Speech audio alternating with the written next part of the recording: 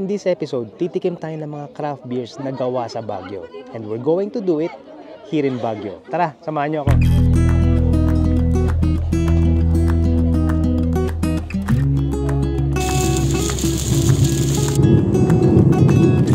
We are now in Urdaneta, Dagupan. Urdaneta, Pangasinan.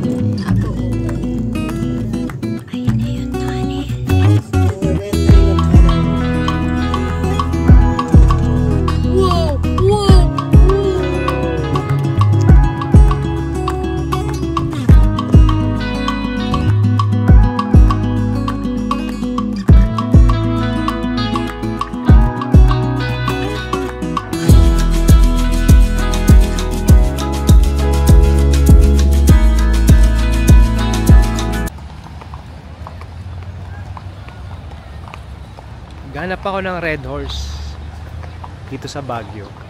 Dito ako tinuro. Hindi naman to Red Horse eh. It's a brown horse. Yeah. Nice to meet you. Bye. Bye-bye, Red Horse. The most famous craft beer here in Baguio City is Baguio Craft Brewery. And today, matitikman natin yan. Let's go.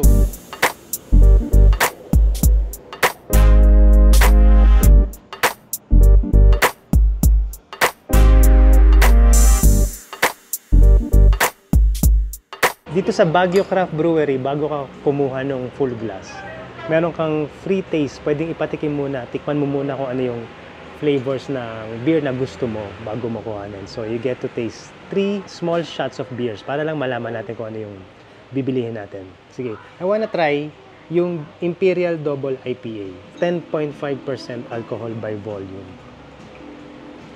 Okay, I think masyado siyang matalim. Sige, let's try the next one. Okay, West Coast IPA. Mas bitter daw siya. Mataas nga yung pait niya, mataas yung bitterness level. And then, the third one I wanna try, this is American Wheat, 6% ABV. So, here we go. I ordered wheat beer. Masarap, it's very refreshing. Medyo mild ang citrusy flavor niya. It's very close to San Miguel Cerveza Blanca and probably Hoegaarden.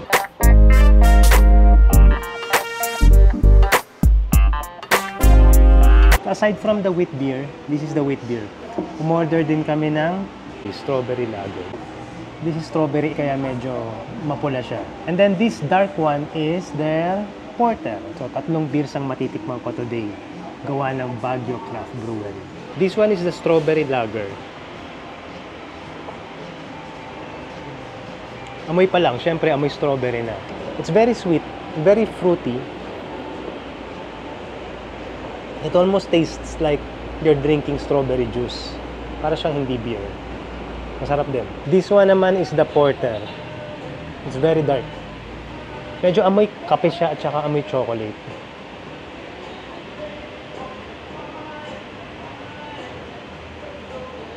Oh, okay. It's more refreshing than I expected. Hindi siya mahirap inumin. Okay, look at this. Dito mismo sa building na to, dito nila binubrew yung beer. And here, nandito yung brewery itself. Nasa top floor yung bar and tasting room. And here on the second floor, nandito yung equipment ng brewing. Let's see. So, walang tao ngayon dito. I don't know if I'm allowed to go inside this place. Probably not. So this is the brewery of Baguio Craft Beer. Huwag tayong pumasok. Baka makontaminate natin yung mga beers.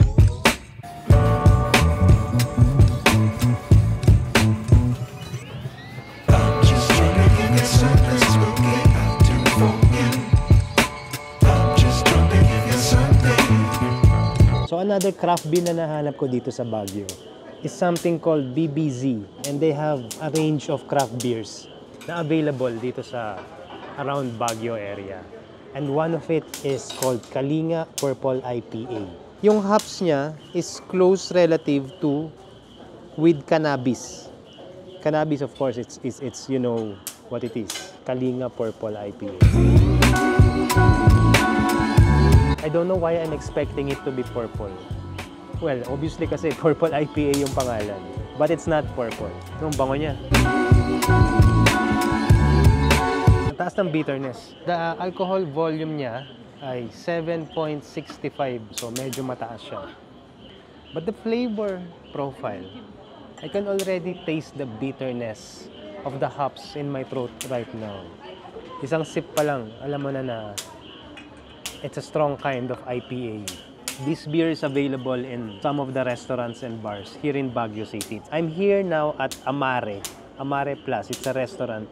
So kung gusto niyo matikman itong BBC Kalinga Purple IPA, hanapin nyo dito sa mga restaurants na to. Alright, let's go. On to the next Baguio craft beer.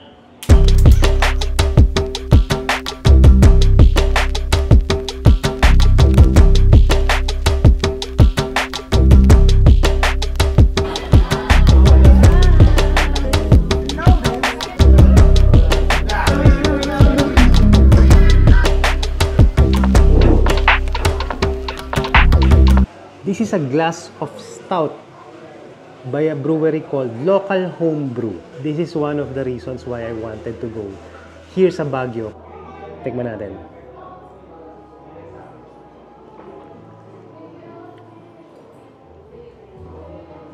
And it's very much as good as I expected.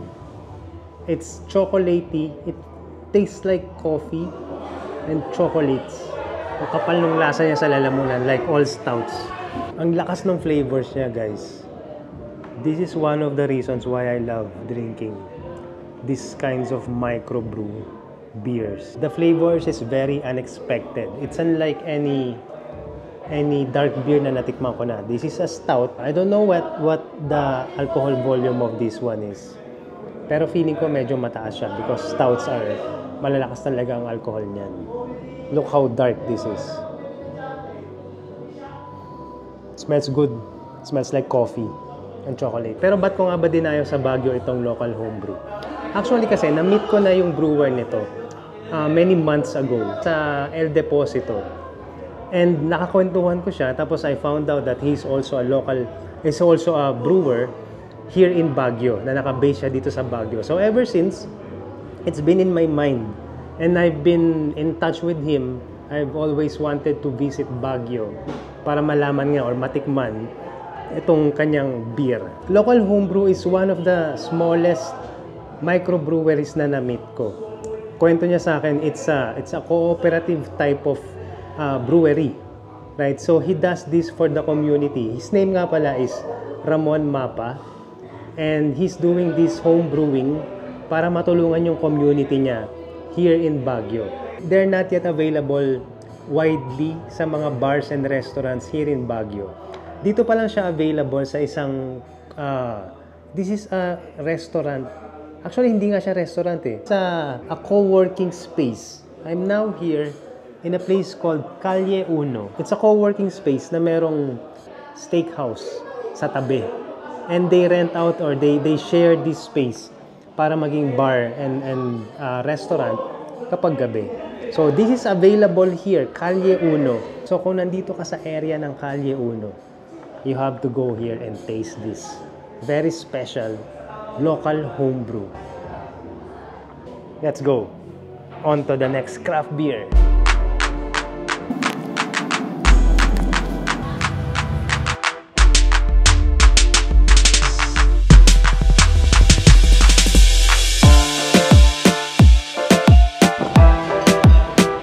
Next beer we have Black Horse. This is a beer made by Witchcraft Brewery. Cinnamon Choco Oatmeal Stouts. And this is what it looks like. Look how dark this is. They have a large brewery here. Aside from the brewery, may mga chains of restaurants din sila dito. Where I am right now. I am now at this restaurant, fancy restaurant called The Gallery. And aside from this area, this building where I am right now, may mga iba pang restaurants sila, like may mga Japanese restaurants, may mga bars. And they all carry this brand of beer, Witchcraft Brewery. Cans lang ang binibenta dun sa mga restaurants. But this restaurant where I am right now, The Gallery, nandito yung tap nila. So yung nabili kong beer is straight from the tap. They have plenty of different styles of beer and classifications. But of course, you know me, kapag meron akong bagong brand ng beer na tinitikman, I always go for the dark ones, the dark beers, the porters, the stouts, because those are my favorite kinds of beer. So I ordered this, Black Horse.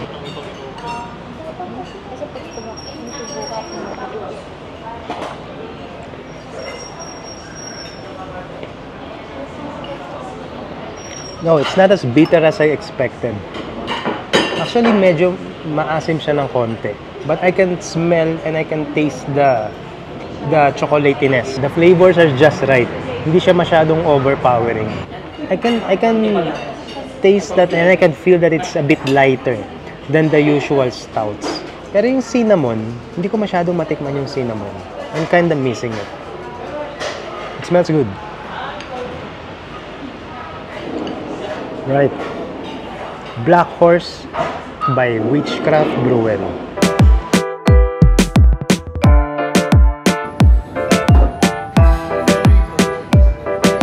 Yung pangalawang beer na in-order ko ng Witchcraft is called Full Moon. This one naman is Belgian wheat beer. Belgian white wheat beer. Mabango siya. It's typical, it's a smell of typical wheat beer. Mabango, amoy bread. No, it's very citrusy. Ang asim niya, guys. Parang feeling ko may orange to or lemon. It's very refreshing. Sarap niya inumin. Like the other one, like yung Black Horse, this one is also only 4.5% alcohol by volume. So, hindi sila matataas. Baba lang ng alcohol content niya. So, I think I can drink about 6 or 7 of this before ako magkaroon ng proper tama or ng proper lasing. And as I said kanina, these beers come from the tap. So, it's, you know it's fresh. But you can also order the cans if you wanna take home some of the beers. Kunyari ako, hindi ko naman matitikman lahat yung available here. Ang dami nilang flavors. I saw about more than 12 yata. 12 styles or classifications of beers. Of course, I cannot taste all of them here today. And if you wanna taste them, pwede kang bumili ng cans, i-take home mo. Tapos siguro tikman mo sa bahay. But for me today, I'm not gonna buy any more cans. So yun lang dalawa ang I wanted to taste today. The Black Horse, the Stout, and this one, the Wheat Ale. Sarap niya. So binigyan ako ni Ma'am. Ma'am, ano pangalan nila? Saline po. Ma'am Saline. This is called Grim Reaper Belgian Golden Ale. It's 9%. Matapang nga, nalalasa ako yung alcohol sa lalamunan. Alright, thank you Ma'am. Thank you. See you.